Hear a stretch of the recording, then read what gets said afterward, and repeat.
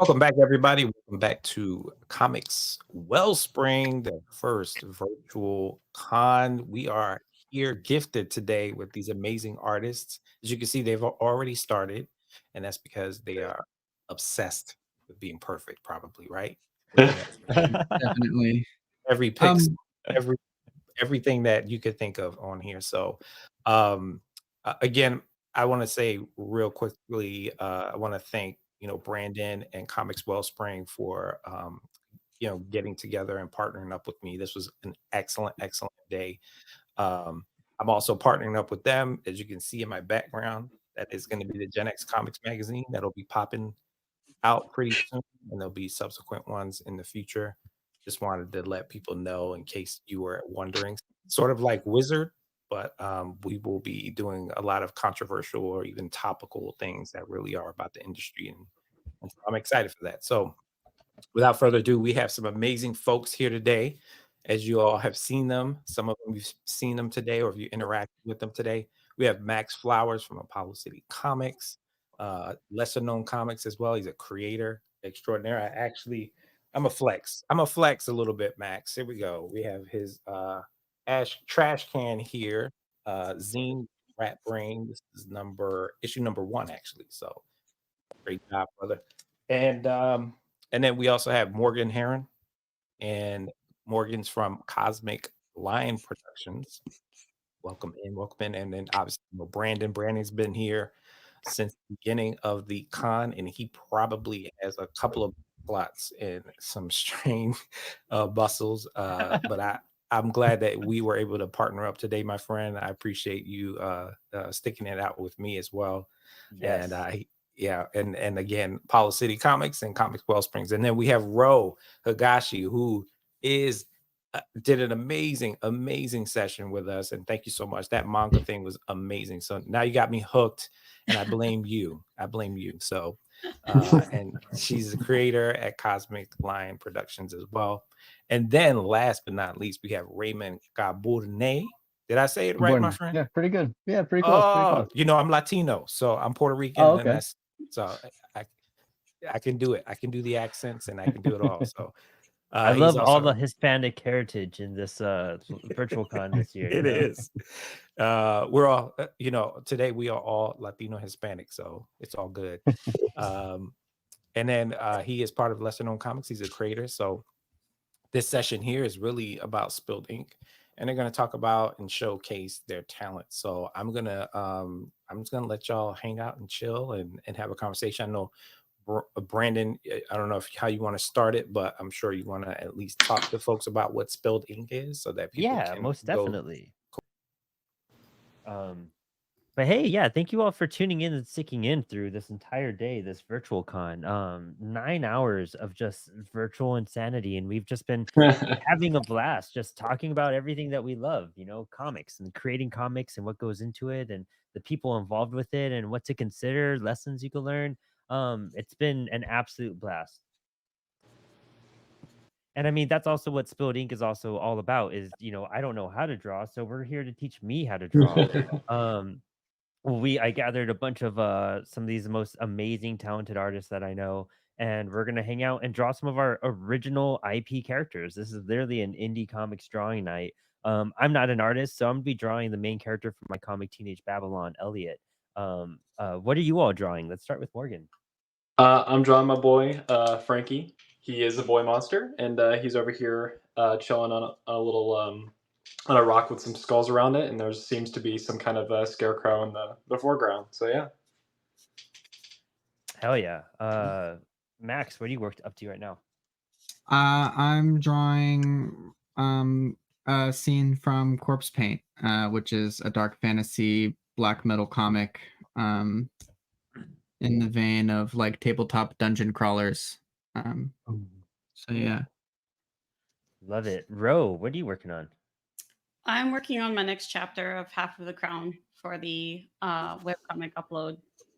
Earlier, awesome. I had taken a picture. I'm on my last brain cell at the moment, so I took a picture of this. Use it as a guide. Oh, nice. That's amazing. I use one of those too sometimes. I have this little blue guy I use every so while. And he's a cool little way to see. Oh wait, where is it? There it is. There it is. It's better. Yeah. I have a girl version too, but this one's like Oh, a that's cool. yeah. I can only really use this one for one girl character because it's short enough, but yeah, not really for my other female characters. Ray, what are you working on? I am working on, let's see here. I have a reference photo pulled up on the laptop of a couple people arguing. I'm just working on a panel from issue number 2 of Wastelands. Ooh, Yeah, and more less of a panel, more of a, like a full page. nice. Which That's quick amazing. shout out, I did a variant cover for Wastelands. Yeah. Yep. Oh, dude, you're that guy. Yeah, and Wastelands is freaking so dope. A spaghetti cyberpunk western is like amazing. It's awesome. Max is capital T, capital G, that guy. And also, we have Rick Lopez hopping in with us as well. Welcome back, Rick, my dude. For those who didn't see our panel earlier, what are you working on right now? Oh, you're muted too, by the way. I don't know if you're on yet. And if not, then you'll pop in and let us know as soon as you are.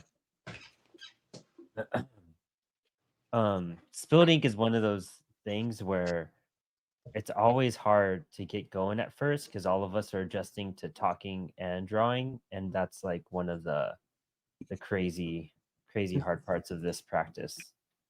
Mhm. Definitely. Yeah, we're all like freaking out here trying to rush and get like layouts and pencils done to hopefully finish something by the end of the show. Yeah. Yeah, it's Yeah. like trying to juggle and give a lecture at the same time. Yeah, and being like, am I doing this right? Like I get nervous enough when I draw, like in general. Like Yeah. I And, will like- only draw in front of my girlfriend. I must be doing something wrong because I'm just enjoying myself over here. Try harder. I would love you, Morgan. You give us the Gotta confidence. hate it. You gotta hate it. You're doing it wrong. You gotta hate it.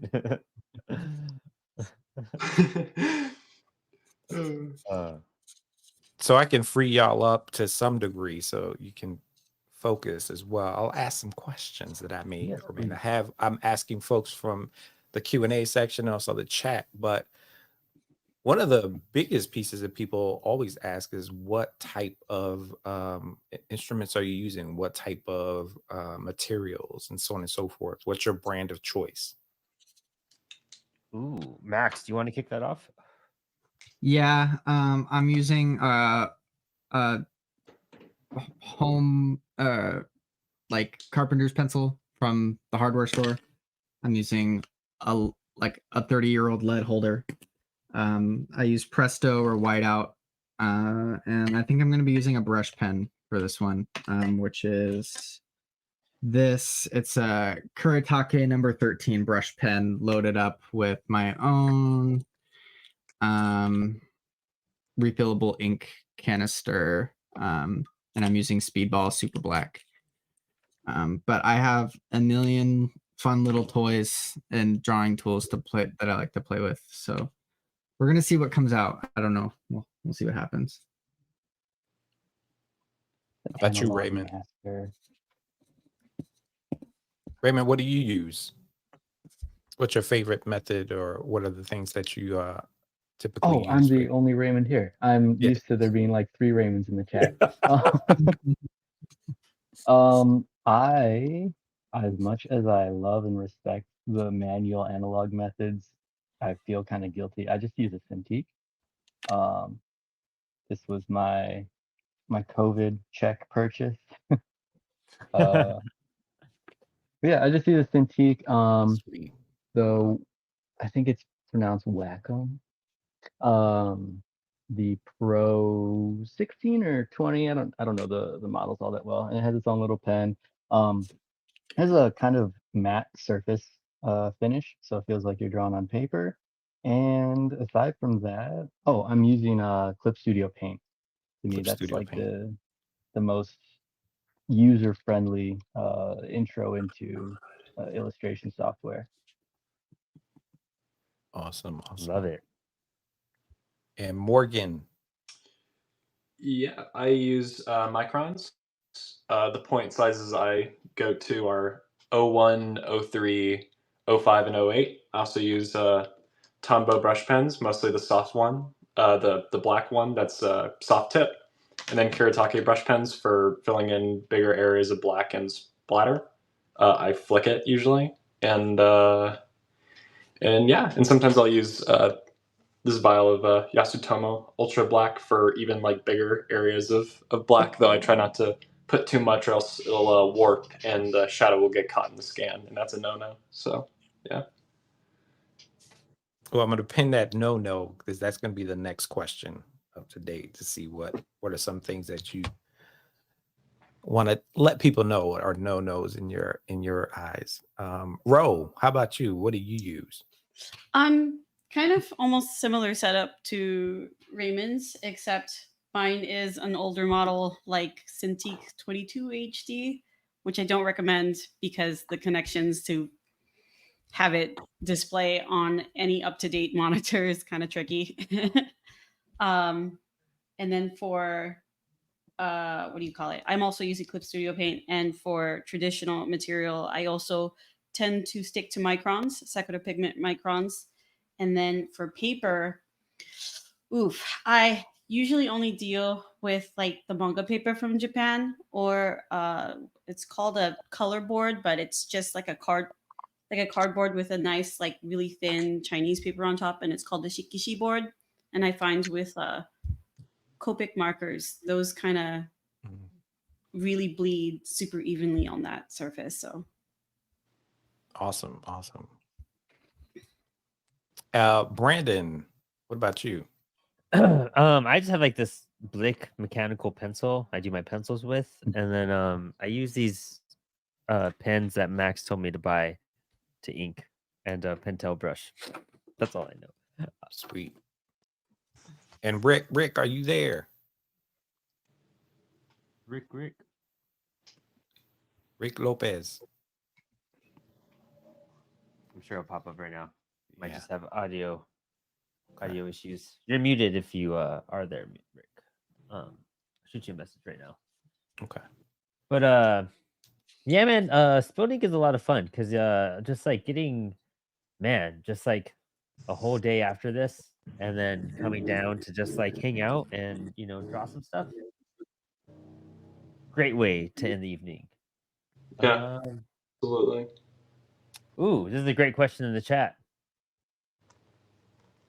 Do all you guys have 9 to 5s? Do you just do comics? Also, Gen X man, you're too handsome to be on screen. It's distracting.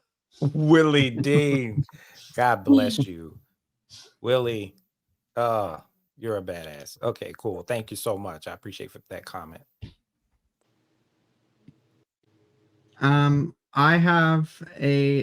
I kind of have a 9 to 5, but I also do comics full time because I'm psychotic. So I work at an office supply / art store for 3 days out of the week, and then 4 days out of the week I am doing comics and CWS graphic design work, and a bunch of other projects on top of that. So I got a busy schedule, and I'm chained to my drafting table. So Yeah, it's Max is a beast. I'm actually full-time CWS, but I still do part-time at Aldi on the weekend sometimes just for some extra cash. Because actually that job was really rad and I didn't want to leave it when I got this job. It was like one of those jobs I didn't realize I liked, but actually just like getting out and moving and changing my environment and like my atmosphere, it's kind of like really refreshing, I found out.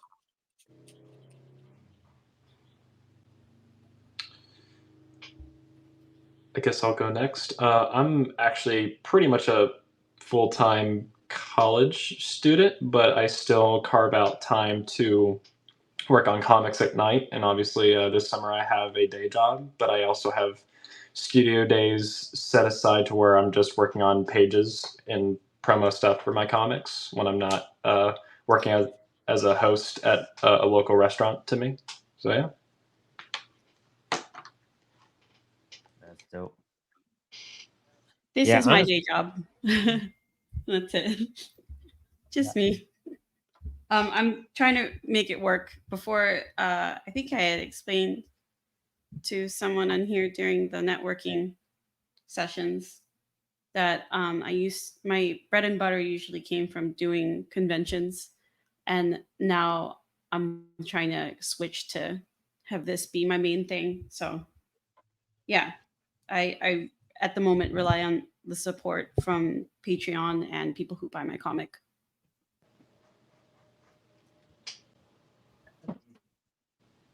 That I means got a everybody 9. go supporter. Yeah, seriously. I got a 9 to 5 in web design. But actually, this is what led me kind of into like the art world, because I was just a full-time window washer in Vegas around COVID, and then I got into illustration, and then that brought me into the world of design, and yeah. Amazing. Yeah, so check this out, guys. And we've been sharing these every Spilled Ink too, but just for those who was watching, we started printing comic book paper. And I have some tests of it. I'll be mailing Max a test of it as well. And I've been doing the last, man, I guess like almost 10 episodes, maybe 8 episodes now with it. And I've been doing pencils and inks on it, and everything's settling really well. It's we're looking to start branding these a little bit and getting them out there. So I'm really excited for creators to try it out. Max is going to be our first beta, and then we're going to be maybe sending a couple of you some stuff to give us some feedback on the paper we use. How long has that been in the works? Just the last couple months since we started kind of just revamping some stuff. Nice. Yeah, it seems like you guys curtail so much to, making the comic book creation process as smooth as possible. This is kind of the next step for that. Yeah, exactly. Yeah, like how do we as we work on resources now, this is the phase that'll be coming after resources are out more often. In 2045, there's going to be a whole congressional meeting with whatever person is in charge of the Federal Trade Commission, and they're going to have to break up CWS because they're going to have a monopolistic hold on the market. For reals, dude. It's gonna be wild. It's gonna be wild. So, Brandon, is there going to be any commercials for these paper to produce to talk about this paper? Oh yeah, we actually Eric Allred, who was just on, he is one of our ad people. He's going to be filming some stuff. We get him some product, and then we have a lot of creators that are going to be giving us videos as well. So Cool. we love showing it to creators and getting creators responses from it, and also it's showcasing them and showcasing us, and really it highlights our community a bit more that way. And we show the community uses it and enjoys it. It just it's everything we want. We want to just make it as easy and eventually be a one-stop shop for CWS. On like a promo side of things, we're working on sorry, drawing and doing this gets hard sometimes. That's why we are doing convention ready stuff. So banners, tablecloths. We started doing promos on to make sure people can start tabling better and having the best equipment out there too. There you go. Actually, this is funny. Because spilled ink can go like out of control sometimes. And then sometimes we all just get so focused. And we're just like, all right, guys. Yeah.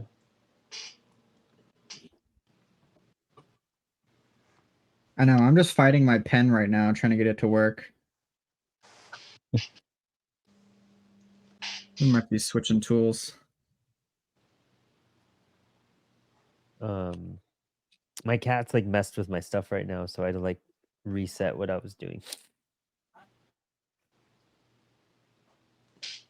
Every time. Once I start drawing, that's when they all come out and they're just like, "What's up, dude?" Brandon, do you have any projects that you're working on, kind of long term, that you're like ideating on, that you'd be that's like it isn't also kind of locked in the secret vault of ideas not to tell anybody? Oh, wait, who did you ask? Oh, Brandon, or actually anybody really. I'm only saying Brandon's name a lot because he's the one I'm most familiar with. So if anybody else has answers, that'd be cool too. Max, why don't you want to answer that first?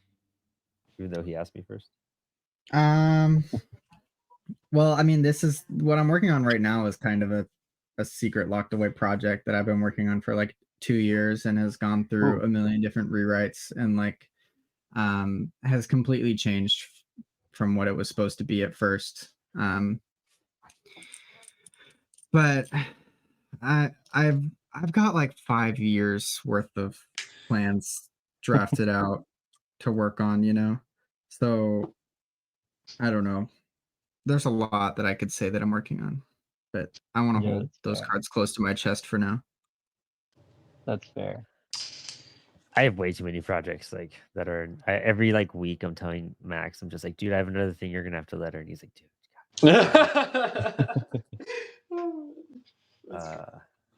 That's great. Good stuff.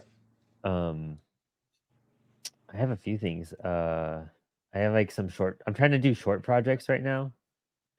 So like just like quick things I could put out. You know what I mean? Like I have long term stuff, but I think the quick stuff is really what I want to kind of focus on for a bit, just to pump out more work.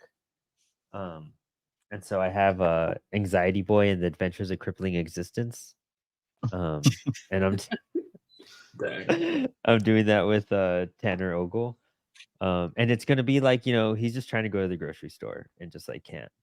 And then just Gonna like put that being on at the my grocery shelf. store. Yeah, it's just like the worst moments. And then, sometimes he'll be doing that, and then sometimes he's gonna be like in in the cosmos, like fighting like intergalactic creatures and whatnot. So it's just gonna range from one end to another. He's also gonna have a robot sidekick.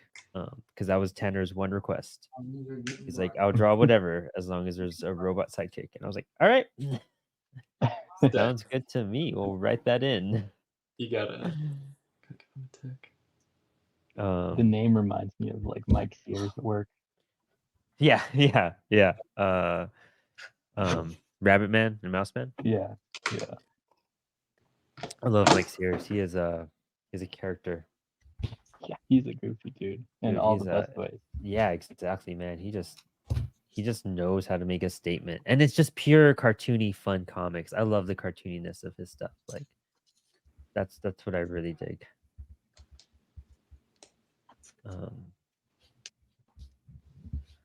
But I have another book that I just can't. I'm trying not to like start projects until I finish Teenage Babylon and Fake Your Death. But I have broadcast dialogues with Jeremy, John Hansen. I'm really excited for that to get going, but I just can't start it because I can't get myself to do it until I finish this other stuff. I have a stoner book coming out called The High Adventures of Weed Wizard and Bong Boy. Oh, you've been talking about that for a while. Yeah, that's happening with Evan McGuire, so I'm pretty hyped for that. Oh yeah. That's gonna be great. Oh, cool. And then oh, yes, I am going to Terrificon. Yes, I am. I'll be there next week. So I do get. That's the weird thing. I do get excited for like some of the bigger creators sometimes, and I would love to like be happy for that. But I just love finding all my friends and like new indie people. To be honest, like I love being able to explore and like get the footage and interact with everyone and just see what everyone's like interested in. I did a lot of and I don't like not to be like snotty or anything, but like I was like really into collecting comics before I started actually making comics. So I'd go get signatures, and I was with a lot of people that would get stuff signed. So I've kind of met like a lot of my like favorite people and heroes. So I don't get super excited for like getting books signed anymore. But I just really love like seeing all my friends and like all the new books I come home with and all like the indie art, and that's what I really get hyped for. And it's weird transitioning from that. Like, I still dig Marvel and DC and everything, but finding what we do and what our art does, it just stands out so much more to me. I'll also be doing a panel 4 p.m. on Friday. If anyone is going to Terrificon.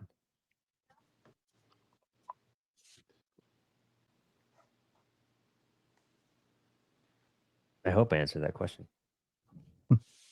Was that Artie Murphy? Dude that's been drawing like a Marvel hero a day. On that big sheet. That guy's super cool. Oh, you know Evan too. Yeah. If it is the person I'm thinking of.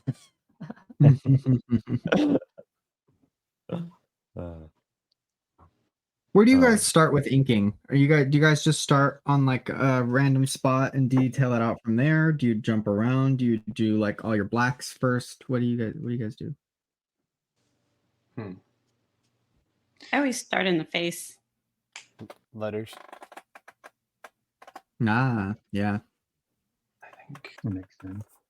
Yeah, I start That's the in right areas where I answer. feel That's yeah. that's the academic answer is letters. I like to start in places where the most detail is going to be, because I know that I tend to rabbit hole.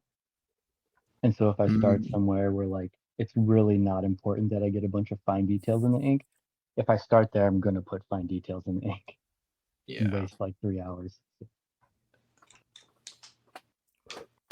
for me, it's like I just work out the silhouette in my bold lines, and then I try to work inwards with the thinner lines and stuff like that, and then start filling in my blacks and gray area. But then sometimes I'll go off script and I'll put the bolds down. Then I might, like, if I'm feeling confident, put in some random details in blacks first. It just kind of depends. But I'm actually a little bit more experimental on a panel than on like pinups and stuff like that. But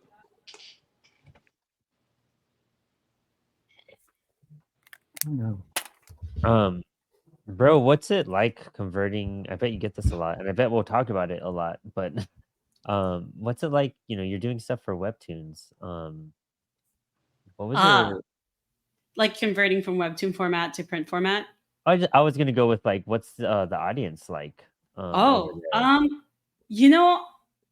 I'm not sure about the overlap, to be honest. I feel like had I not gone into print, I probably wouldn't have met a lot of the people that I tend to hang out with online in terms of like comic creators. On the scroll up comic format, I think it's predominantly women. And then coming into the American indie comic print space, it's predominantly men. yeah. Interesting. I'm personally okay, but with being in a woman's space or a man's space, but I can understand, I think, more now why you don't really see a lot of overlap in terms of that. Like I feel like that there are other women creators that really want to kind of get into this space as well, but the social etiquette and just the opinions on how you should create comics and the attitude is like so vastly different. Oh, really? Yeah, so I think when something is in print, it like becomes more serious. Whereas if you have like a scroll up comic online, especially on like Global Comics or Tapas or Webtoon or any of those, there isn't as much pressure to perform, I think, in terms of like how good the art is. And if you hear, I'm not saying the art's bad on Webtoon. That's not what I'm saying. I'm just saying that it's understood even Asian creator spaces. When I say Asian, I mean like Asians in Asia, not Mhm. Asian Americans. They even said themselves that American audiences are the most strict in terms of like how they want the art to look and be. And I think when you have these women that are in these kind of webcomic spaces, specifically with the scroll up format, there's more of, I think, the same, just make comics, just do what you want. Like it's not that much, but it's the same. It's the same space that I feel like I have here with my indie American comic friends, but they like don't know that the other one exists. So they're like scared to kind of go into the same space. I hope that makes sense. I hope I'm explaining it correctly. Do you think part of it is a money thing too, with like print costing money to print books versus the ability to freely upload to Um, a platform? so I I think might that not there's some fear there. be the correct person to ask about that, since I used to, before trying to, right now I'm trying to make it in comics, right? But before that, like my 9 to 5 was selling my own original and fan art prints and keychains, things like that, merchandise at Artist Alley at conventions. And so most of the webcomic creators I would meet at conventions are used to dishing out money to be self published in terms of like your own prints and your own product.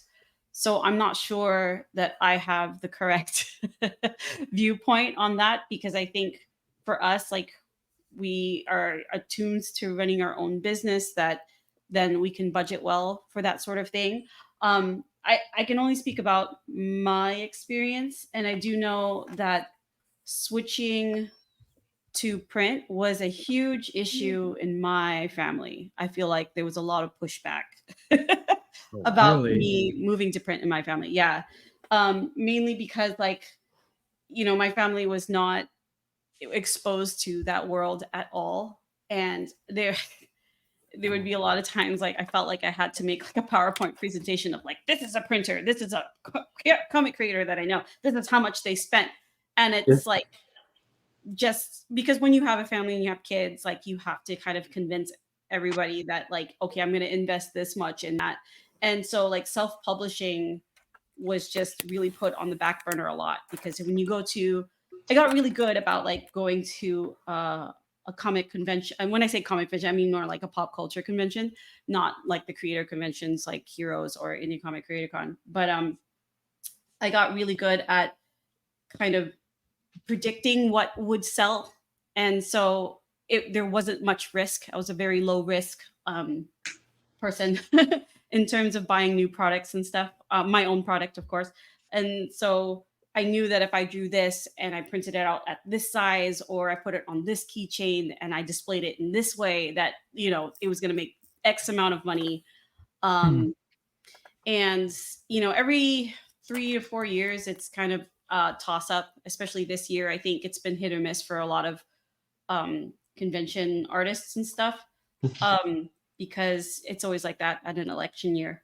But Eli set up a meeting with me for Cosmic Line Productions. And that was one thing that I told him, was that I realized probably the bigger reason why no one was really on board about self-publishing is because we are very busy people. I did have to step down from like a nonprofit position here locally in Austin quite recently. I kind of quiet quit a month ago. And it's just because I feel like it's now with the comic making, I'm being pulled in some directions that like it requires some time and a learning curve for me. So it really helped out. I kind of felt like, when I signed with Eli about 6 months ago, or oh my gosh, 8 months ago now, that was like someone swooped in and was just like, I'll do it. So you don't have to worry about it. So for me, that, worked out. But for, I think a lot of going back to the webcomic creators who tend to be women, a lot of them prefer to self-publish. I think there is still, I don't know. I think there is this safety that you feel when you're in charge of your own thing. Because if it fails, then you're like, okay, that's fine. I just wasted my own money on it. But when you sign with a publisher, I think there's a lot of pressure um, Mm. for that. And what I've noticed too with women who are webcomic creators, what will happen is that the webcomic will blow up. Then they'll get a manager, and the manager will handle the publisher and everything else, right? And so, and that hasn't been my pattern. My pattern is just make my comic, and then I went the publisher route. Um, and there has been some suggestions from some people in the industry that's like, maybe you need a manager now. I don't think I'm personally there yet, but I think that's a bigger thing. I think when you go from like creator and then it blows up and then you have the manager, there's like less pressure there, I think, in terms of organizing your life. I hope I'm making sense there. Yeah, it's super complicated, you know what I mean? Like it's there's so many paths to take, you know what I mean? That it really is super up to personal preference. Yeah. It sounds like you've had a pretty like varied experience in different aspects of the whole. I don't even want to call it an industry. It's almost like cross industry because fan art at conventions and that kind of stuff is almost like a different market than comics as a whole. I kind of feel like it, which was sad because the whole point of me doing the prints at conventions was to make money so then I could justify making the comic. It didn't really kind of fit in my head at the time. And now I have a lot of content to make at least two more books. I have one book out right now. But back then I didn't have a lot of content for one book. And then on top of that, it was trying to justify like abandoning doing the print thing just because I'm not, even if I draw all day, I don't have the workhorse speed of like George Jimenez. I hope I'm pronouncing his name right. Oh yeah, Or yeah, like, the DC guy. yeah, or Scott Campbell. Like I can never Yeah. draw as fast as those guys. My brain will always take a minute. I've been told that I'm not slow, but I definitely have enough awareness to know that I'm not fast. So because of that, I have to really choose like on how I'm using my time. So Makes sense.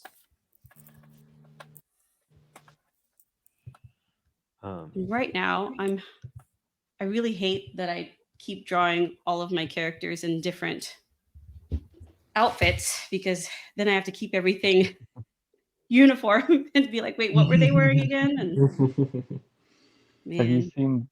Are you a Avatar: The Last Airbender fan? I've dabbled in it. I haven't seen the entire thing, admittedly, but I've seen enough Hmm. of it that I can appreciate it. Love that show Out, so much. yeah, That was my jam. yeah. Out of the main, was it like five? One, two. Yeah, out of the main five members of their little gang, Zuko, his outfit design is like episode by episode. Yeah, I cannot do that. Yeah. At least off the top of my head. I wish I could kind of remember what all my characters are wearing, but I'm not. Yeah. I just have like face consistency. Like keeping my character's face consistent is very difficult for me. Mm. And I draw and like it's still stylized, but it's like a less stylized, you know? It's not the geometric like almost cartoon or animated look. So because it's more organic, I don't know. I just have a hard time keeping it consistent. Yeah, I do have one character that kind of has like an Owen Wilson nose, and there were a couple of chapters that I think I was just blanking out on what that looked like, and I drew his nose like everyone else, which kind of I think confused some of the readers because even though he had a different skin color and different hair color than everyone else, like it kind of made a same face syndrome thing just for that chapter.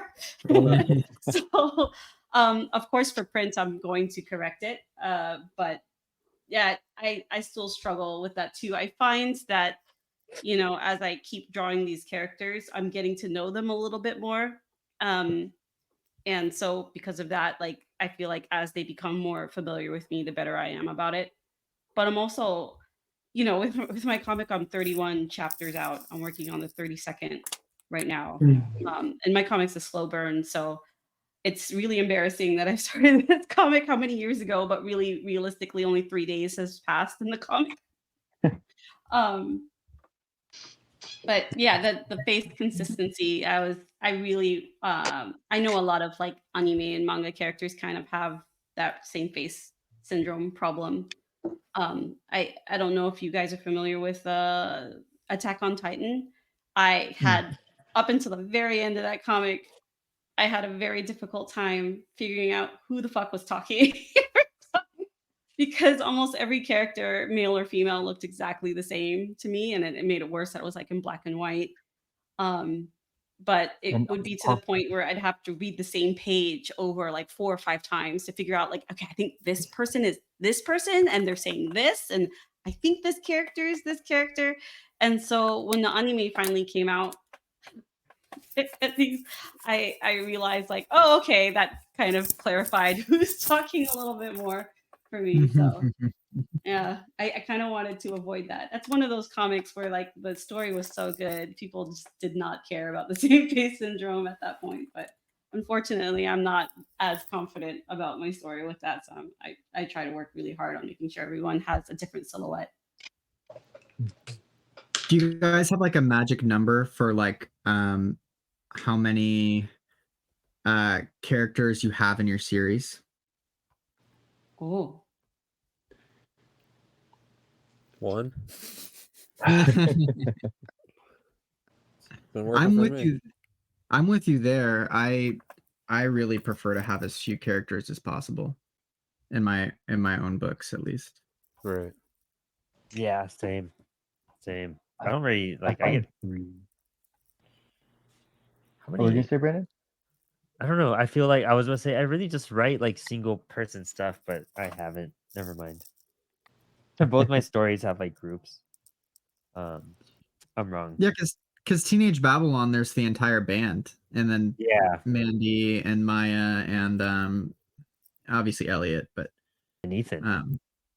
yeah, Yeah, that's right. and then Fake Your Death is like 4 people, and then like the background villain and all that. Yeah, never mind. I suck. I guess I do write No. it. No. um, I only have like, I mean, I have the main 3, but like in this 3rd issue, I have like I'm introducing 2 new characters, and they're gonna also be occasionally recurring. It's like I said, my thing is kind of like an old like cartoon where like sometimes depending on the themes of that, I guess you could say episode, like I have an avatar to help my main character explore those themes and stuff. yeah, Yeah. that's cool. But I like a series about the crew itself, because I don't necessarily have to delve too much into the personal narrative. I'm not very strong at writing like first person stories yet. Um, so I have 3 in my main series that are kind of going to represent like different personalities or archetypes coming together and clashing. Um, and then yeah, my favorite series are like Cowboy Bebop and I love the Ocean's 11 movies. But yeah, so I'm not. Do you guys actually have any recommendations for writing stories that solely focus on one character? uh, um, Start simple. yeah. I mean, Anxiety Boy is uh that's just like I guess he has like a robot partner, but it's not really it's really focused on him. But it's just like I just started it simple just to do mundane stuff and things that erupt out of that, you know? Yeah, You just exactly. have to like you just have to understand that character a little bit. And then once you Mm. understand that character, you'll be like, oh, I see where this is going, like what they're gonna be up to. For me Yeah, also I like, would. Oh, go ahead. no, go ahead, Max. I was gonna say for me, I would study like character-driven films, right? Yeah. Mhm. Taxi Driver, Alien. Like Mm. I very much am into like that like isolationist aspect of like what's a character gonna do when they're on their own, against whatever force they're against. I think it's very interesting what will come out of that kind of quiet, you know. Okay. Just like read The Crow over and over again. Yeah. Yeah. Uh-huh. All you need. True. Yeah. that's Yeah, just film is like one of the best ways just to study stuff. Honestly, dude, go listen to You Are a Storyteller. Like, just go listen to that show and you'll just transform as a creator, I swear. Yeah. I can't recommend that show enough. Wait, what's that? You Are a Storyteller. Yeah, what's that? What's that about? Like, where can I find? YouTube, podcast platforms. Like, I promote that. I should get paid to promote the show so much. You do talk about that show a I ton. do a ton, dude, because I swear it is like the greatest like craft show I've ever come across. Like, I applied it all, and I feel like I learned more there than when I was in like college. Dang. My grades my grades changed a lot when I started listening to that show and was doing my college homework. Well, I'll be listening to that then now. Yeah, it's a good one, and it's like there's not that many episodes in all, but there's great interviews, and it's just start from episode 1 and build up, and it all makes sense. Sweet. Could you repeat the name of that podcast? You said it's a podcast? Yeah. You Are a Storyteller. You are a storyteller. I wanted to ask that just because I didn't want to get it confused with Dave Grohl's book, The Storyteller, you know? Oh, right. Yeah, that makes sense. Yeah. No, it's just it's a really great resource all in all. And the Brian McDonald, one of the hosts, just put out a reprint of his book, and pretty cool stuff. All right, I'm just gonna start inking stuff and make this a little messy. I think for me, when I think about a character, is like I think about what they want. I like to think about like what kind of attitudes they feel, but also like I would like to build like a short story around like a theme or around a goal to be won, I guess. I think for me personally, but then like that's gonna be a little nugget that builds by the time the thing that I'm making hopefully ends. Because a lot of my favorite stories and narratives that are more long term have that. Ooh, that's cool. Behind that. You know what? All my stories have like a sidekick too. I'm just realizing. Like, if it's not like, man, I haven't done like a solo book or idea. Yeah, I'm trying to figure out if I want to add more characters to my stories, you know? Like I feel like not only will it give my characters something to like bounce off of, but also like create just like more opportunities for interesting things to happen. You know, if the character is by themselves all the time, like there's a lot to explore, but it can get dull maybe for the reader to just be living with this one character. Yeah, that's something I've thought about very recently, especially with me introducing new characters. But I was rewatching this old like show I used to watch when I was little. It was a Batman like animated series called Batman the Brave and the Bold. Oh, I love Brave and the Bold, dude. Yeah, So like it's good. so much fun, right? But Yeah, like it's the best. I used to really hate that version of Aquaman.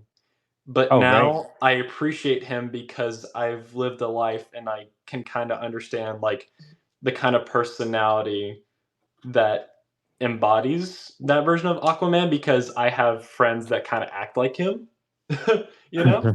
Yeah. And who knows, maybe I even have a little bit of that in me. So I think like I don't know, looking at like what other personalities also bounce off of you to then put into another character in your narrative also helps because we as human beings if we feel someone challenging our viewpoint not in like an aggressive way but in a way that we we realize oh yeah that's helpful will make for another interesting like side character I think. Yeah. Yeah. Feel that. Dude, I get what you mean. Also, like, you know, that was the coolest thing that I realized. Like, I always felt like I was behind in my comic book making, like, career and life and whatnot. And I realized, like, oh, I didn't waste time being a musician. Like, I just built experience. You know, you just had to live a little, and everything just made more sense after. Yeah. Mm. How far in are we? We're an hour in, dude. I Good want to stuff. start All right. eating. I gotta start Oh, eating dang. right away. Ooh, should we show Rose Oh, screen? Yeah. sure. Gosh. I'm still at the penciling stage, but let me do the share screen. Okay, so earlier I took a picture of, gosh, that. And then I had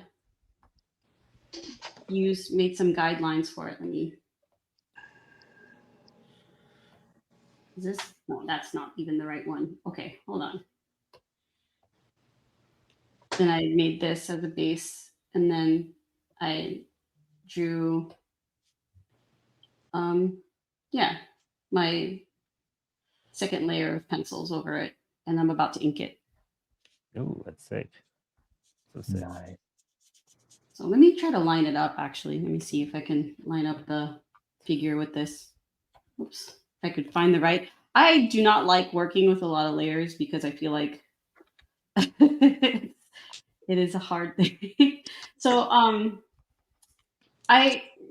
I love using these figures if my brain is like tired. The only thing is that I don't think it's ever a good idea to trace them one to one.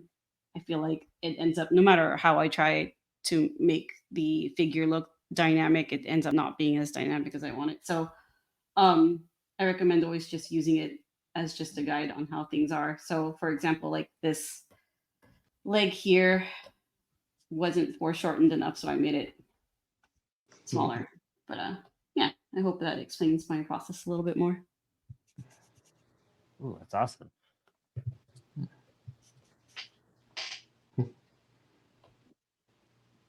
Um,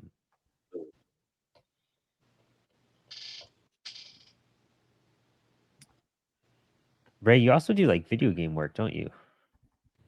I did the UI work for I think I don't know if it's ever gonna release, but for a project that has not yet been released, and I'm not gonna risk. Yeah, I'm pretty sure I signed an NDA. So, but that was just like an indie kind of thing. But I did do a comic for a video game that is it's listed on Steam, and there's a demo out. I don't think it'll come out until next year. But it's like a Metroidvania with like Celeste elements to it. It's pretty cool. Nice. Yeah. It's called Lucid. You guys should go check that out actually if you're stoked on those kinds of games. Sick. What do you think got you like so into like wanting to do comics, like even though you're involved with games and cool stuff like that? Like why don't you steer more in that direction? Honestly, like the comics and animation is kind of what has dragged me along this whole time, and it's been the only like driving force into me like being a little more creative. So yeah, it just feels like the only thing that's I feel motivated enough to keep doing stuff. All this other like side projects that have come along have sprung out of my interest in comics, and then I'd be like, oh, okay, that sounds cool. I'll work on that. And um but yeah, just the craft of draftsmanship, I guess, is kind of like it's like trains for me. It's like my hyper fixation. like this and climbing are like the two things that I could just do all day. That's awesome. Super cool. And you got to remember to get up every hour because there's a lot of Right. creators that are, losing their lives recently just because I'm sure they're just sitting down and doing this all day. Oh, for real. dude. Yeah. I know. Don't worry. My social life makes sure I'm not doing that. Of course, you're the resident runner.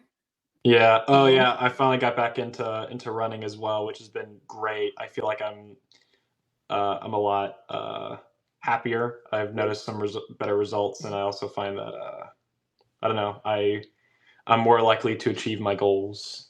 Not to sound like a school lad or anything, but I can definitely feel it for sure. Oh yeah, definitely. I'm so disappointed I haven't been working out like almost at all this year. It's been pretty crazy, but I really hate that I'm not because I need to move more, you know? I know I do. Yeah, man. You were you doing Olympic lifts? Yeah, I was Olympic? doing Yeah. that type of stuff. Jeez. And then I tried to like go back and do like I was like, I'm just gonna do some like cleans, and then I was trying to do like similar weight that I was doing, and then I was like, oh man. Need to rest. Yeah. Uh, Yeah, I had to lay off of training for a while, and then I got back on the same program, like started from the beginning, and it's Mhm. just been about 2 weeks of like depressive, like looking at where my numbers are now. Yeah, dude, it just hurts. You're just like really disappointed with yourself for a while.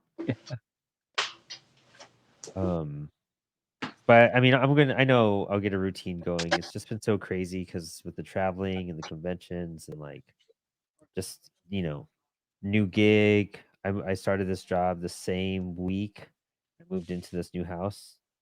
And so that's a whole adjustment. Um, it's just a lot. But I really want to go back, and that's like half the battle, you know? Yeah. You said you moved into a new house? Yeah, moved in with my girlfriend. Congrats on your new place. Congrats. Thanks. Yeah, it was crazy because my roommate had gotten his girlfriend pregnant. And that our lease was ending, so they were gonna move in together, and I wasn't gonna move with that. And so what was crazy about my girlfriend's roommate was moving out that same month with her girlfriend. And then we were just like, oh, this just makes sense. Like, it's just like, I'll take her spot, and then moved in here. Now it's like That's awesome. us and 3 cats and a dog, and it's just insane. Because the cats, really, it's just insane having that many cats. I don't really recommend it. Wait, how many cats you got? 3. Oh, I thought you were going to say something like 6. Oh no! Imagine, dude, that'd be insane. I wouldn't be surprised, to be honest. Like, almost there. Um, there's something like really zen about like hanging out and drawing at a certain point too. Mhm. And kudos to like everyone hanging out with us this evening and drawing. Like give it up for y'all. Really appreciate you all attending this virtual con. If you missed any of it, go back and watch it. Super cool stuff. If you drew anything along with us, tag us in it. Yeah, definitely. Please, absolutely. So me and my friend James, we've been doing like having nights where we just hang out, eat pizza, and watch Lord of the Rings. Amazing. Or yeah, we need to watch Return of the King. That's all we got left on the list. But like, I will also like have my sketchbook ready to go, and I'll quickly get a still from like Lord of the Rings, and I'll draw it while we watch the movie, and it's just nice like hanging out, enjoying Lord of the Rings, and just sketching. And I'll do it straight to pen too. So I'll do like an underdrawing in pen, and force myself to make whatever mistakes are there. Then I'll draw over top, and yeah, it usually ends up being a pretty fun time. So Ooh, that reminds me, tying back into the question I asked earlier. The Lord of the Rings, all the Tolkien copyright stuff goes into public domain in a few years. Ooh.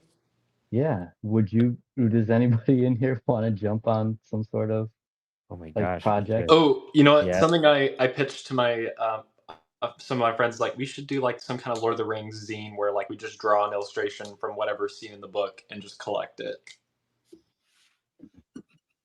I'm Uh, literally yeah. drawing a dungeon crawling dark fantasy right now. Ray. oh. Oh no. Of course, the answer is yes. Yeah. So, well, no. So y'all weren't the people I asked. These were friends at school, and like, yeah, no, none of that's happening. So, yeah.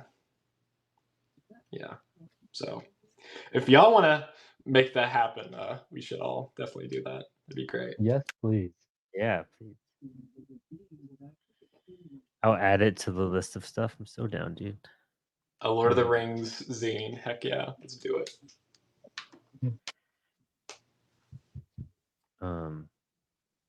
Dude, I'd love to learn how to draw that stuff. Yeah, definitely. Oh, It's yeah. really hard. It's difficult stuff to draw. Oh, I bet, Yeah. dude. Look at a we'll start lot working of Frazetta. Look at a Yeah, lot of hey, Frazetta. yep. I was just gonna say, Max, we're doing Frazetta. Gonna hop on it. Yep. Yeah, man. Dude, I'll draw Conan all day. Like, let's do it. Oh, I got to get better at my anatomy, anyways. So. Alex Nino did a pretty good like style for that era too.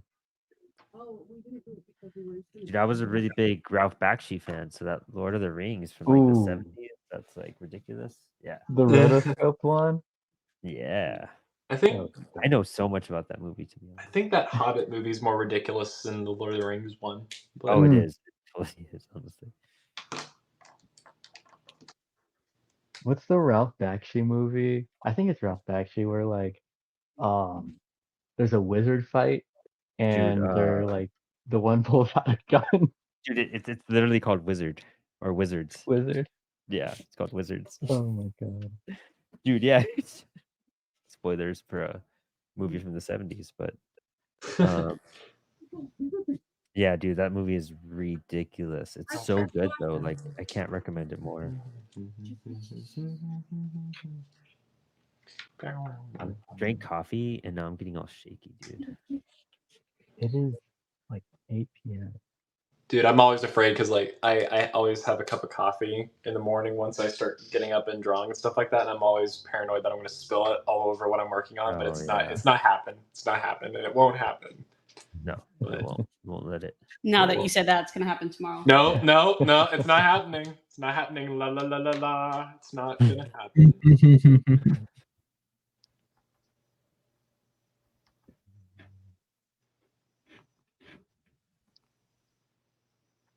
I hope I'm making this line straight. It's gonna suck if it isn't. What's been the most difficult thing you guys have drawn, or like that you find difficult to draw? Like animals, cars? Everything I've done so far is just been... I used to do portraits of people. I feel like even though I made like hundreds of them, that was always difficult because there was always this when you do portraits of people, like especially if it's a caricature, people accept how the caricature artist usually portrayed them. But I did caricatures in anime style, and you would get some people that got really upset that that they don't look how, like, I tried to make everyone look as as anime attractive as possible, but you still I find too people who commission anime tend to be a lot more picky about how the artist portrays things. I've definitely had a lot of way more commissioners from anime conventions in comparison to like the pop culture conventions that want to feel, and this is before like AI and stuff, right? But they kind of want to feel like that you are the AI program and that they're the prompter. Like they could care less about like having your art. They just want to feel like they created it in some way. So if you, in terms of I I feel like that's the hardest thing is like, you know, when you just meet someone at a convention and you're taking commissions, like not really not knowing them on a personal level, and then kind of being worried. Well, that's also me like accepting commissions from those types of people. So I'm supposed to learn how to like not do that too. So. Yeah. I think that's when you start charging like $500 a portrait. Yeah, right. Yeah. You gotta want it. You gotta want it. Yeah, man, for sure. Noses. Swear to God. That's the hardest thing for me to draw to end. Going back to the question. Noses, you said? Yeah, just anything that's not either directly at 3/4 head on or profile is like it's too many pieces. How about chins? Are you okay with chins in like any direction? If the mouth is closed, yes. Pretty stuff that aren't flowers, basically. Okay. I can draw like flowers, honestly, which is really bizarre because it's like, oh yeah, I love drawing like lilies and roses on occasions, but then like my women need some work, which is why one of my new characters is a 13-year-old girl. So, and also she kind of balances Frankie, especially in this short story I'm currently working on. So, or compliments him, maybe I should say. I don't know. But So do you think you introduced her to the story because like you feel like you're in a place where you can add maybe sort of that more like light feminine element, or is it because you want to work more on that?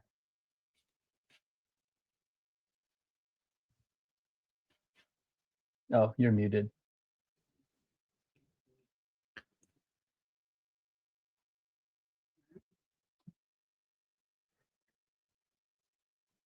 Morgan. He'll get back eventually. Yeah, he'll figure it out.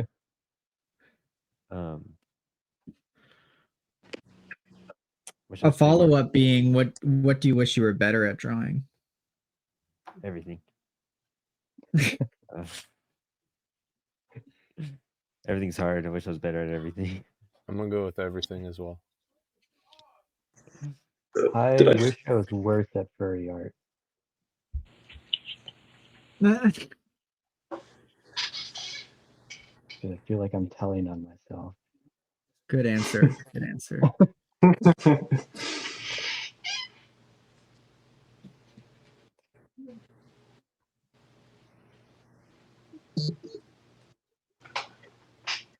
I mean, yeah, I'm gonna share what I'm drawing here real quick. I struggle a lot with character design sometimes. And part of it is like, how do I make this character okay, I'm learning how to use this plugin. Share screen. Yeah, how do I make this character embody their personality traits and stuff like that? But every time I draw like a furry-esque character, it immediately they're hot and they're suave. And I've never studied how to draw animal faces. I have to study human faces. This just comes like drawing hot, suave furries just comes naturally to me. So I'm not happy about it. dang. It's really awesome though. Yeah. That's kind of, yeah, that's very much a somehow. skill. Yeah. Maybe that was TMI, but No, that's that passes. That's all I'm gonna say. Oh man. Dang. That's amazing. Daggone. I just draw ugly stuff. Like I just like I don't know. I was always the kid that everyone's like, why can't you draw nice things? And then I tried to draw nice things, and I was just like, I suck at drawing nice things. I'm just gonna go back to drawing ugly stuff. So.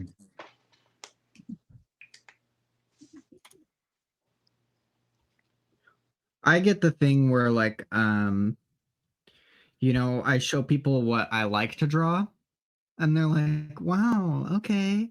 And, like, obviously, like, don't like it, you know? And then I'm like, "Okay, here's my college work of, like, you know, photorealism and pretty stuff and whatever." And they're like, "Oh my god, this is amazing. You're such a good artist." And I'm like, "I don't care. I really don't." Like, Yeah, dude, I your wish fish are awesome I though. would like It's so to weird draw to more. me. Yeah, I don't get it. I don't get that part. I don't get that at all. I mean, I guess I kind of do, but it's just like, I don't know.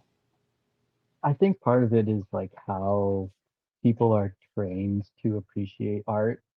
Um, and it's very like, is this a sellable skill? It's not, Ah, are you enjoying what you're doing? It's like, is this, you know, are you objectively good enough? Are you, you know, are you comparable to Rembrandt or that kind of thing, you know? Very competitive, very merit based, I guess. Not like, how much fun are you having? Yeah, how happy are you? Well, I also think there's a, not to sound pretentious or snooty, but I also think Hmm. there's a lack of education on how to like actually objectively judge a piece of artwork, despite, Yeah, regardless of style or academics or whatever. It's like, oh, okay, is there purpose and meaning in this? Or can you appreciate the choices that have been made? And like that's kind of lost on people because they think it's like, I don't know, not true, or like, I don't know, not real. yeah, yeah. Does And that there's make like all sense at the, all? Or Well, the kind oh, of art that we do does not have an impact on the average person's life, yeah. right.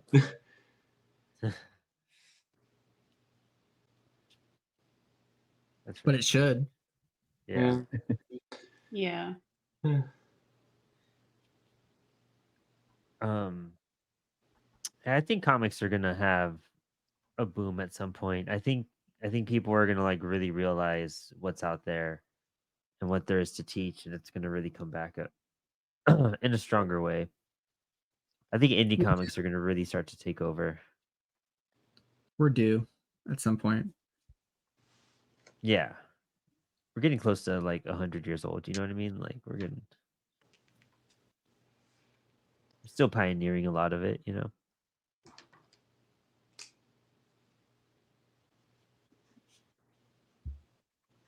Man, this looks like weighing if I don't black that out.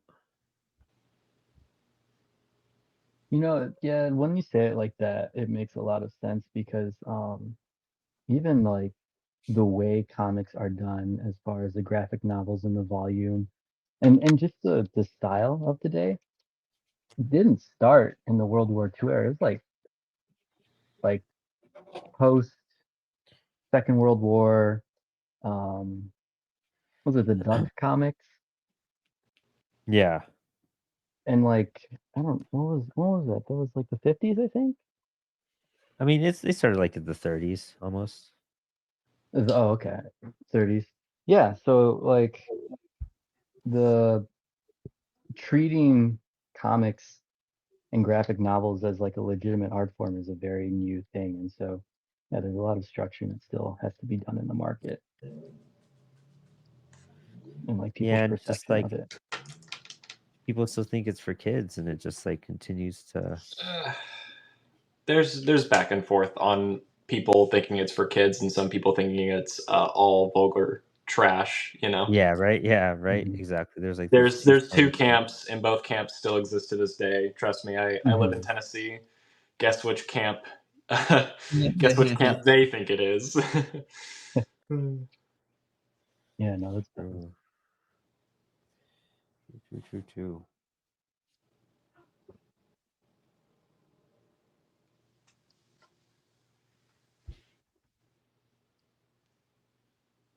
I think to me why the fine arts crowd never really fit in with me.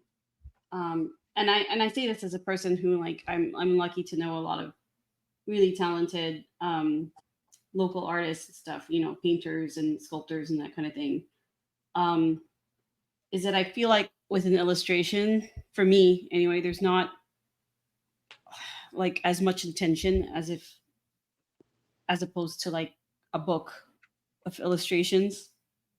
Like for me, that's more meaningful as a creator. And you could speak to like, oh, maybe you just don't have enough skill to do the storytelling all in one illustration. Yeah, man, that might be true, but for me, I just I need the whole story. I need the whole experience of the story, which is why I prefer sequential art Mhm. over illustrations. Yeah, Even though yeah. I can do illustrations, it's you know, it's over when it's over. But if it's a comic book, it's just this almost all of it's as long as mine's a slow burn, like this never ending, I guess, place of nice purgatory. Mhm. I was trying to explain it to my mom, like painters and cartoonists are what separates them is how they manage their time.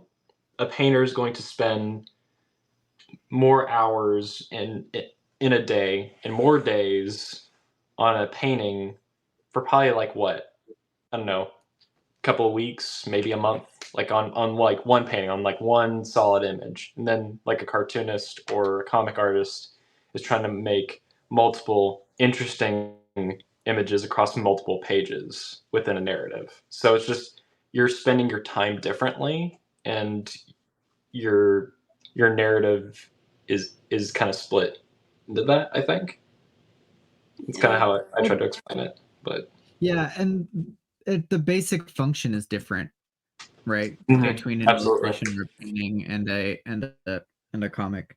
With a comic, you were trying, or a sequential art in general, you were trying to tell a story, and there's a sense of conveying time and stuff like that. Versus painting is a lot more usually about just creating a visually pleasing image, Hmm. uh, which isn't always true. Obviously, there's like activist art and stuff like that that's trying to convey a message. But it's, it's a more abstract message than comics,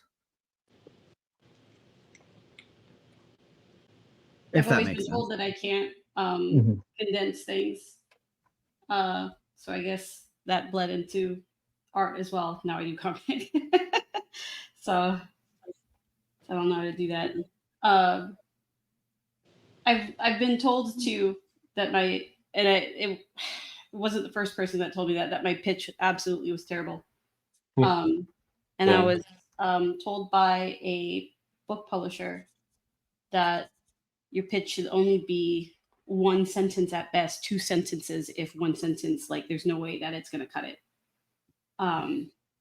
But it's strange also because I'm also as a reader, or I'm sorry, as a consumer, I am not a one sentence pitch person. Like that's not going to catch enough attention for me. So it like leaves me a little bit torn that okay, well, maybe the majority of people only can handle the one sentence pitch.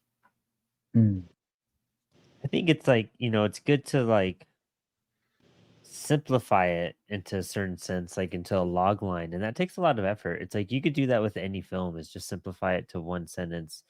But it's really on a I always found that bizarre as well. Like I'm not great at it at all. But you're supposed to capture like the three like main things that happen. Like this starts like this, who encounters this, and this tries to stop them, and so they lead to this. You know what I mean? Like there's a formula to do it. Um, but it's such a difficult thing to like wrap like your brain around, and I fumble with it. Like Teenage Babylon, I that's what I did it with. Cosmic Punk Rock Love Story. That summarizes Teenage Babylon in like a one sentence cosmic punk rock love story. Like I just try to get it as simple as possible. It's kind of like when you're doing a drawing. It's just like getting it to like its simplest, truest form in a sense. And if you could do that, you could build out of it. Which is a really hard thing to like just like do in general, you know? But I totally get what you mean on that. It's a weird requirement to have that they just expect, and I don't get why that's such a needed thing in a sense. I guess mine is it's an all ages monster comic about a single dad and his son. Yeah. Yeah, that one sellable line.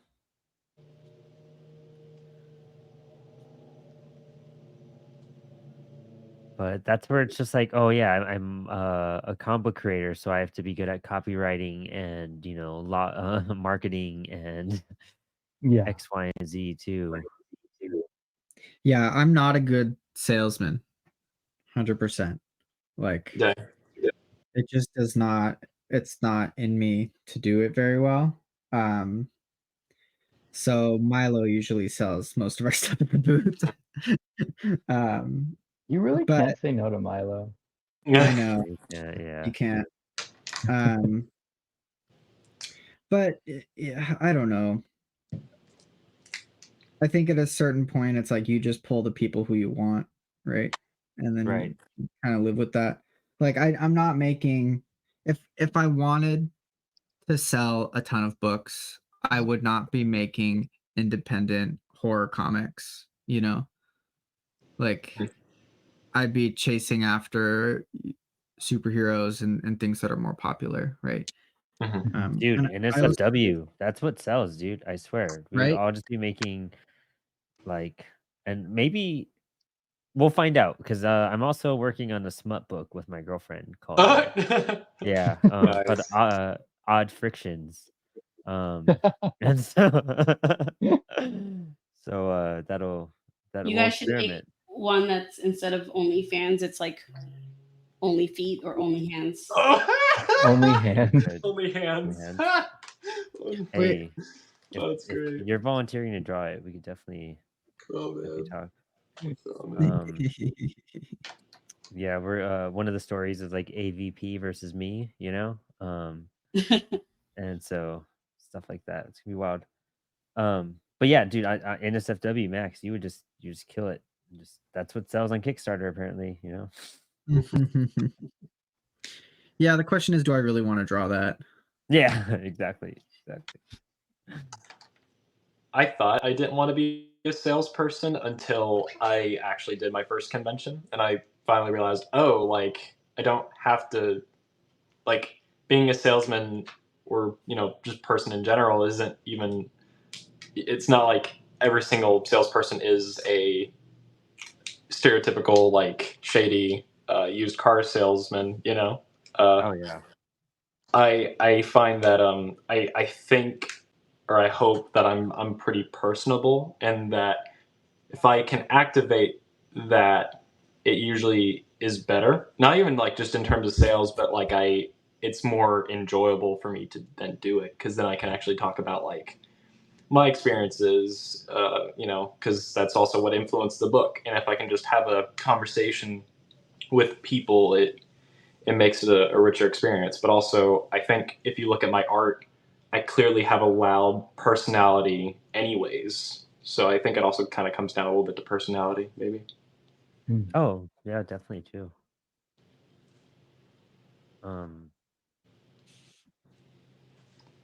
Yeah, I mean, tabling is such a, I actually did an interview on Indie Comics Relay, and we talked a lot about tabling and conventions and whatnot. And there's just so much to that when you have to just sell yourself and your book at the same time and get attention to people who don't intend on spending money on you. Like nobody goes to a convention is like, I'm gonna go get all the indie books. Like it's rare.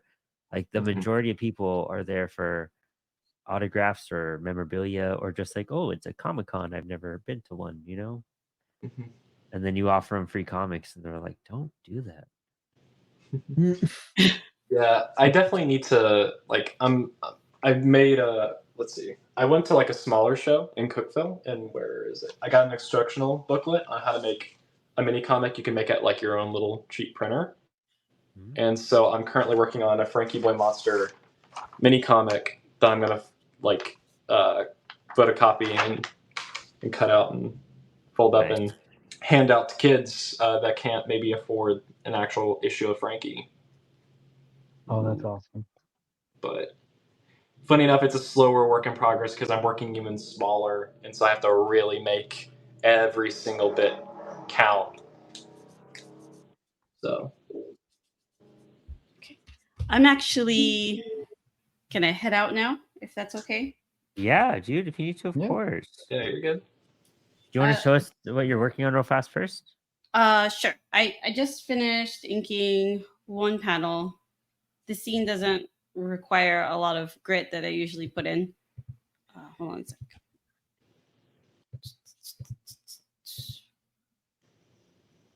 So that's it. I think this is Oh, at it's so sick. that's So at clean. 60. Hey. So this is 100%. Oh yes. Nice. Your clothing folds are on point. Thank you. I get really worried about it all the time. Like I feel like they don't really make sense to me in my head yet until like I color it, and then usually when I color it, like only feet. See, but usually when I color it, I whatever I lack in my lines, I can do. Before I used to rely too much on coloring, but I'm trying not to do that as much. So yeah, Yeah, it in feels this like scene, he's doing kind of calculus. floating in uh like an astral plane state sort of thing. So he's supposed to be floating in a void of white. So yeah. All right. Well, Love thank it, you so dude. much for this opportunity. I had a great time. This is a Dude, great convention. yes. So Thank you so much. Really happy you got to join us today. And we'll touch base in a couple of days. We'll line up something else for you. yep. All right. Have fun, you guys. Thanks. Oh, cool. I just got a CWS package right now. Oh, Hey. really? Yeah.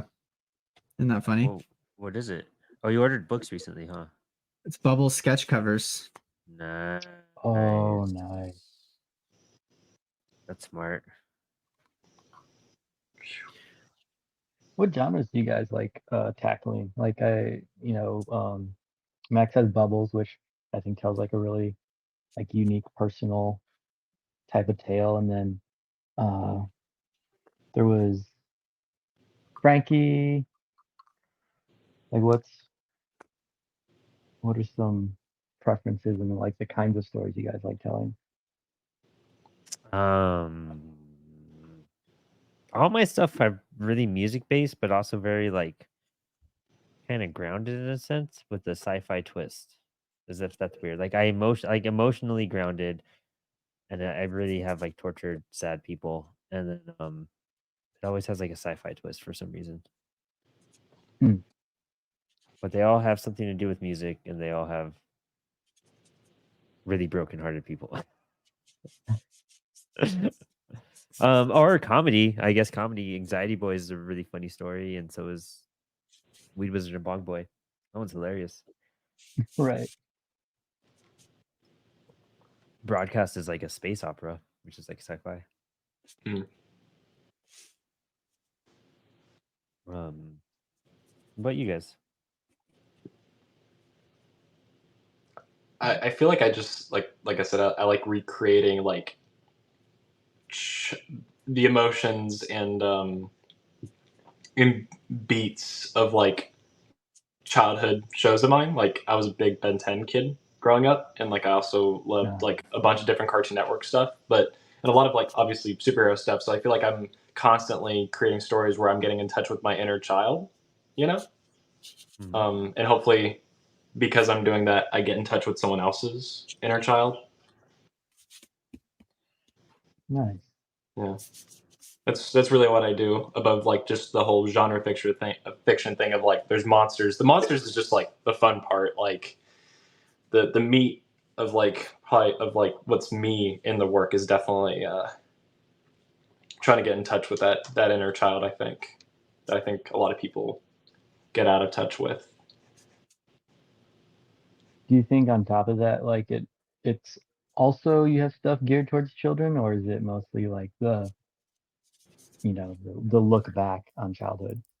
It's definitely more like the emotional aspect. Like it's a big emphasis on like on empathy. I think, yeah, because I'm currently working on a script that's not even Frankie related at all. I have no idea. Like I've reached out to a particular artist if he wants to work with me on it. I've heard no reply, so whether it takes off or not, I don't know. But even in that one, like there's definitely elements of childhood feelings, both positive and negative in the work. Mostly I don't want to say mostly negative, but mostly like definitely like more raw emotions for sure. That's a great word for it. Yeah, that's what I was kind of going for too. Raw. Yeah. Mm. Because like the only thing that's really negative about an emotion is like if you hurt someone out of it. That's the only time emotions are bad, is when you harm someone out of Right. out of acting on it. So it's interesting because I primarily call like most of my books horror books, right? But a lot of them like aren't necessarily like scary in the conventional way. If scary at all. They're more just like very uncomfortable, or they're like dealing with very difficult subjects to tackle, right? So Bubbles is about like at its core, it's about like relationship struggles, right?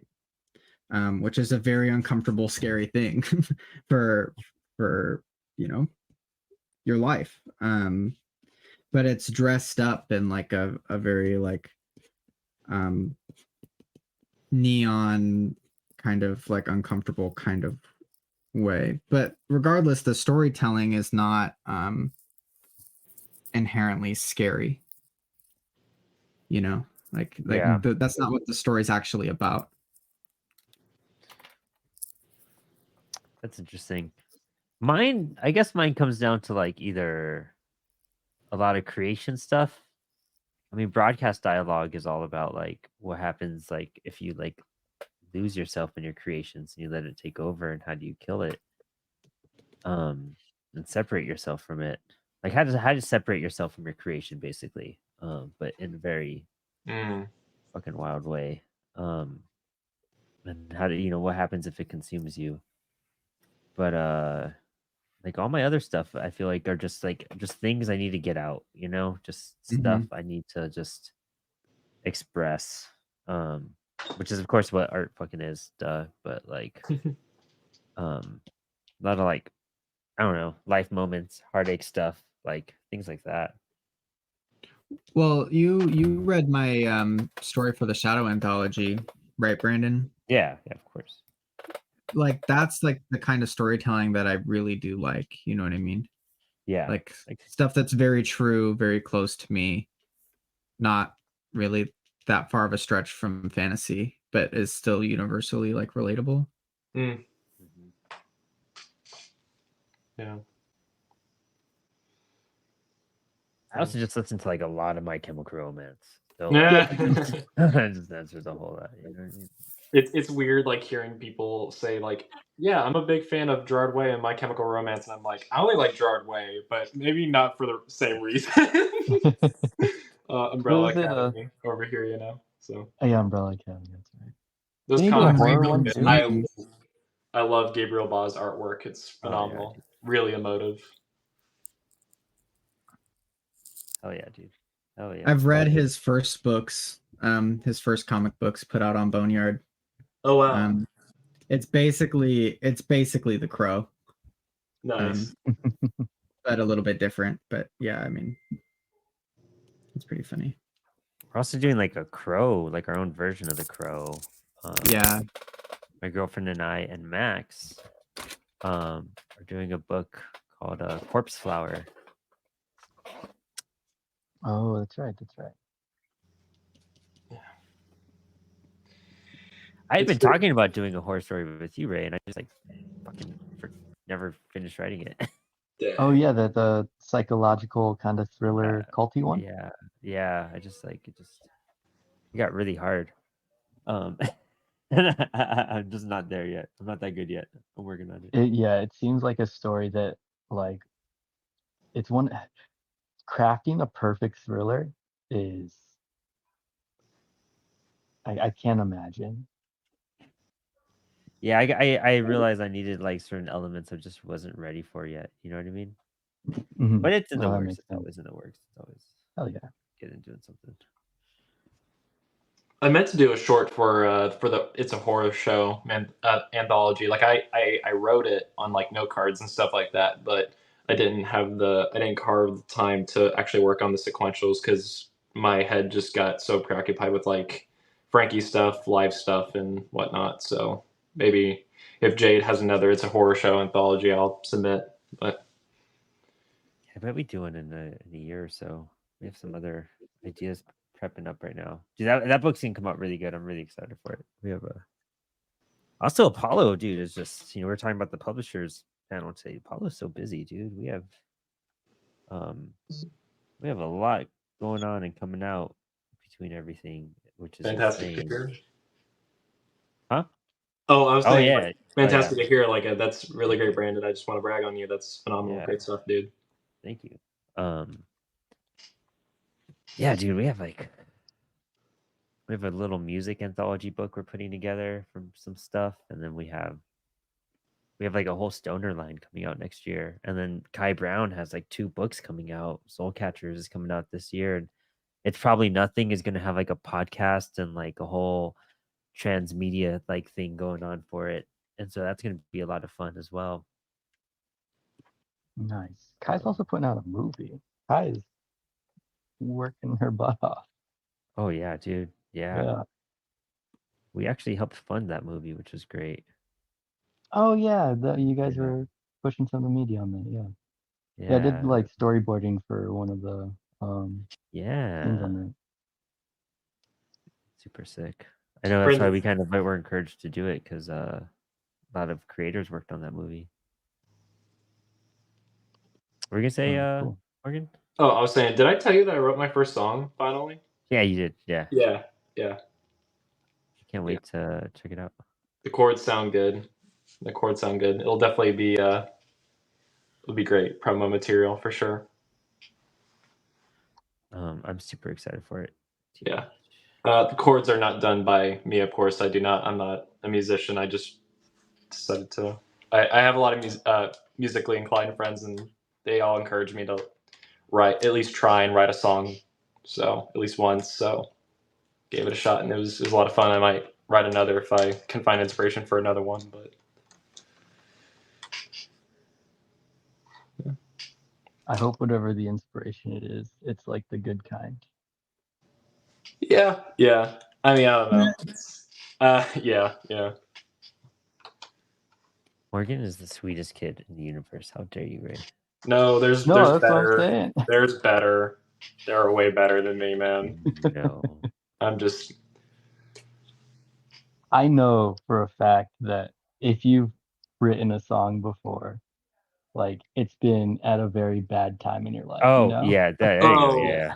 Oh well, this is like a Frankie Boy Monster theme song, but Good. like Okay. I don't know. Well, I don't know. Maybe I'll send you the lyrics and you can judge if any of them come from an interesting place. But I don't know. Yeah, Morgan. Interesting, but Morgan is like our child. We just take care of him, make sure he never. He's my baby. I bring him on all the time. Hey man, you better watch it, man. I'm coming for you. I told your mom I'd take care of you, and I said I'd do it. Good stuff. Good stuff. Morgan's mom is like the sweetest woman in the universe, by the way. She's like absolutely just a sweetheart, amazing, supportive parent, and I just admire her for that. Especially for someone like I never like had personal stuff on Spilled Ink, but like I was never like around my mom. I never had a mom, so like just seeing how she supports you is so awesome, dude. It's really cool. I definitely appreciate it. I mean, she's a big inspiration for Frankie because like it's about a single dad and his son, and I grew up raised by her. She was like a single mom to me since I was a year and a half or 2. So yeah, definitely comes from a real place. Everything I make. So yeah, love hearing that. But yeah, I do appreciate her. She was really supportive in going to Heroes Con last year, where I first met Eli. Then I got in contact, with him, and then we published Frankie issue 1 on Halloween Day, 2023, and this last year we went to Heroes, and that was my first time tabling at Heroes, which was amazing. And with the second issue on the table, and now issue 3 is up for pre-order, so it's been great. It's been phenomenal. So I really appreciate everything she does for me. That's Yeah, I amazing. love it. Super love it. It's a great book too, so it's well deserved. Well, shucks, thanks. Appreciate it. Yeah. Trying to make it better. I actually I'm already working on some more short stories, as you can see right here. Oh, nice. Oh yeah. Yeah. Oh my gosh, cat, why, booby? My cat's like knocked over the 2 pins I was looking for, and I bet you anything they're like buried under the couch now. Mm. They'll like just walk off with them sometimes, and they're like my 2 thin pins that I need to like add like detail right now. Everything just My looks super dog's. bulky. I would draw on the kitchen table when I was in middle and high school, so this is my dog's Zoom, so I guess that'd be high school. So he would get in my seat when I would leave the kitchen table, and he would put his paws on the table next to whatever I was drawing, so it almost looked like he was trying to help me or something. Yeah, that was funny. Oh my god, my cat is trying to get me to kiss him, He and he just keeps on bumping my arm, and I'm just trying to do strokes, and it just not happening.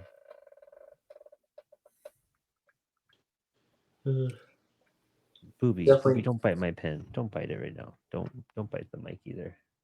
I was thinking about not eating out tonight, but honestly, I could use the noise of my local restaurant. It's called Toots. It's pretty great, or at least I like it. Tricycle samplers are only $10 at night, and that's like 5 tenders or wings, 4 mozzarella sticks, and 3 loaded cheesy potato skins with bacon. That with a glass of water just sounds really good right now with some noise and music. Yeah, love it. Feel it there. That does sound good. All of us are like, yeah, it's pretty hungry. Yeah. I Booby, try not to act like it. I try to act mature and grown up and sophisticated, but I'm a country boy through and through. It's in me. My friends say I'm a Yankee all the time, and I'm like, guys, just because I enunciate does not mean I'm not one of y'all. Like I was born and raised here. I'm a Tennessean. Like I am a Southerner, believe it or not. We're testing out our pizza oven. We picked up a pizza oven off of Facebook amazing. Marketplace, Oh, and Milo made a bunch of pizza dough, and so we're gonna go test that. Rad. Love it, dude. That sounds great. That sounds delicious. I think I'm done.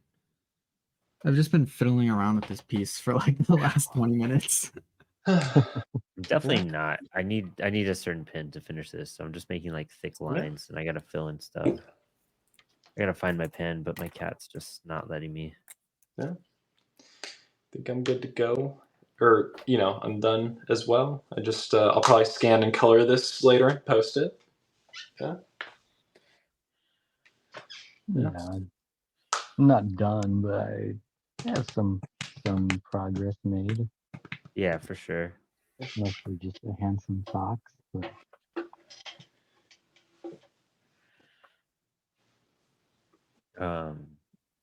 Yeah, I can't finish like the face. I need a different pen to like work on the face. It looks kind of funny right now. But I'm glad for this going on. The amp I was gonna finish, but Ruby was like all up on me.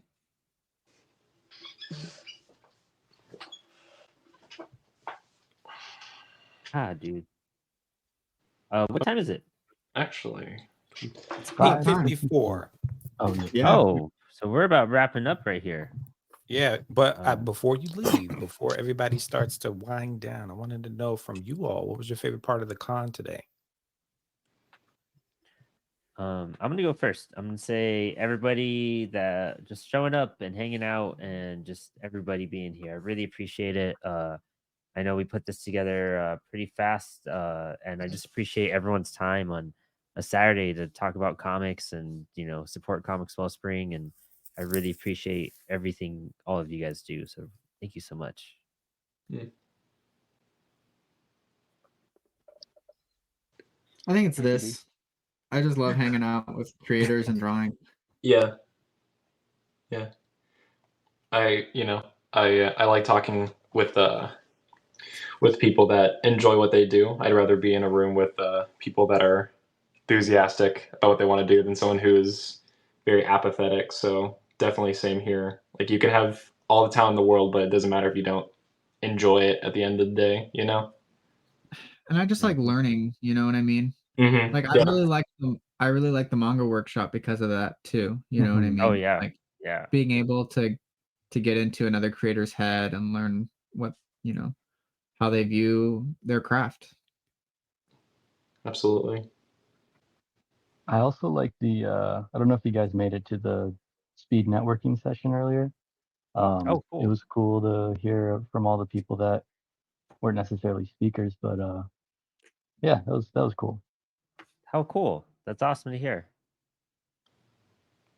Raymond, I never know if those networking opportunities, if people love them or not, but I usually hear back that it was really cool to just connect with someone that, like you said, wasn't on the speakers piece, or just folks who just wanted to connect with you all. So that's really cool. Thanks for that feedback. Yeah, no problem, no problem.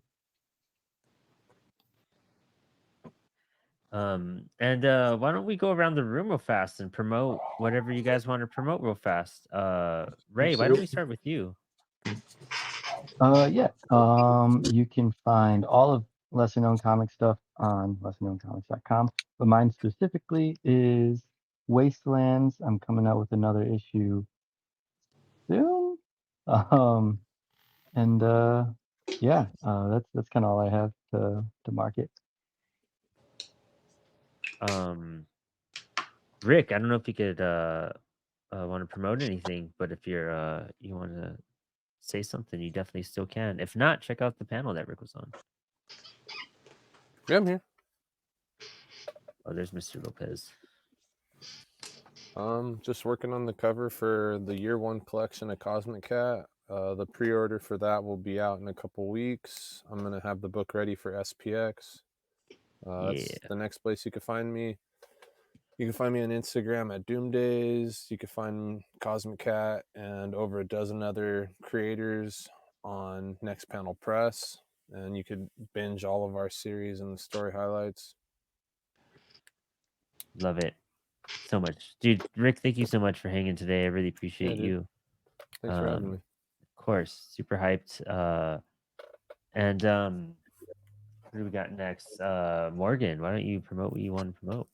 Yeah. Pick up Frankie Boy Monster issues 1 and 2 on the Cosmic Lion website. Issue 1 is actually going to be in comic shops starting in October. We're in Love it. previews for the month of August. So yeah, Frankie is coming to comic shops near you in America. It's That's gonna be great, awesome. guys. Really excited. Yeah, I was just telling my shop about it, Four Color Fantasies. So Oh, dude, thank you. Yeah, I follow them. That's really cool. Thank you. Yeah, they're They awesome. carried Paraphrenic, which is another Cosmic Lion book. So that's pretty cool. Oh, rad. Oh yeah, that's awesome. Super cool to hear. Max, you want to spit out some shout outs?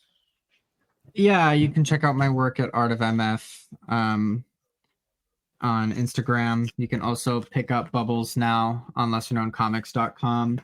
It's a black mold ridden neon queer horror story about being trapped in a motel room with black mold and trying not to go crazy. You can also get the zine, which goes into how we made the book with scripts, original concepts, raw scans, layouts, all sorts of cool stuff in there. And we print and hand make all of these. So yeah, go check it out. Love You it. can check it out on lesserknowncomics.com. I don't know if I said that. Yeah. Cool. GenX, you want to give us some shout outs before we sign off? Sure. Raymond, did you go yet? Yeah, Raymond went. Okay, I'm sorry. That's okay. I'm like intrigued about what Raymond's doing. I'm trying to see and angle it. Yeah, y'all. First of all, I just want to say thank you all for coming out. We really appreciate the support and being here for 9 hours plus. It is a testament to the dedication and the work that you all have put before you, and you will be doing. And we hope that the indie community just gets bigger and better. I do think, as many folks suggested today, this is the future of comic book and comic book production. So I'm really interested to see what else comes out of this space as well. For me, I'm actually, like I said, we have a GenX Comics magazine, and Comix Wellspring will be helping me produce that, which I'm excited about, and it'll be coming out quarterly. And so, if you're interested in participating or highlighting any parts of comic book industry, I would love to have you all contribute. I will be at Baltimore Comic Con in September, at the end of this September, and I am waiting for the approval of a panel discussion, and I'll be with Stephanie Williams and Keith Williams as well, and some other folks to talk about comic books and diversity in comic books. So that'll be pretty dope. Um, so if you know any folks who are going to be there as well that wouldn't mind being part of the panel, I need like maybe one more panelist. So just let me know. And then in January, we'll be doing the Gen X Comics Virtual Comic Con. I'm trying to get some more names for that. And so some folks, but I will say this community has been phenomenal. Folks have volunteered to help either host and or help with the con, which is a blessing. So I just want to say thank y'all for that. But that's all I have on my plate. It's a lot, but this was a great time. And I want to thank Brandon for really being a great a colleague and supporter of our work here at Gen X Comics, but also know that we're family. So you're stuck with me. Love it, love it. Maybe I could throw on that panel too. I'd be super down for that. We'll be there. Yeah. That'd be awesome. Thank you so much, man. It's been a blast. I can't believe we did this. We pulled it off. I mean, dude, 9 hours. You're right. This is insane, dude. And I can't believe I actually am pumping out a quick drawing real fast. I'm gonna go find my pen and wrap this up before my girlfriend gets mad. But thank you guys so much. This has been so insane. I can't believe we did this and it's the end of it. But all of it paid off. I had a blast. I can't wait to do it again. And I can't wait for everything us and Gen X and everyone else teams up with them to does. So, dude, thank you. This has been insane. Thank you guys so much for all this. Yeah, thank you for having me on. I really appreciate it, guys. It's always fun to chat and hang out. It's phenomenal stuff. Thanks, guys. And all of our viewers, thanks for sticking around this late in. I'm glad you're having fun. I'm glad you're drawing. I can't wait. Tag us. Don't forget, Comix Wellspring has a lot of promos going on right now. We're doing great on our production stuff, turning things around, and we have so many cool, just exciting things heading your way. So join our Creator Hub on Instagram. Stay tuned on our YouTube channel. Say hi to me at Terrificon. I'll be there next week, booth 1216 with Doug Knight from Cross Eye Comics. I'm actually doing a panel at 4 p.m. on Friday as well. And maybe I might do New York Comic Con if good things pan out right. So I'm hoping for that too. Definitely I'll swing by SPX, especially if Rick Lopez is there. And and I'll definitely be at Baltimore too. So really appreciate it.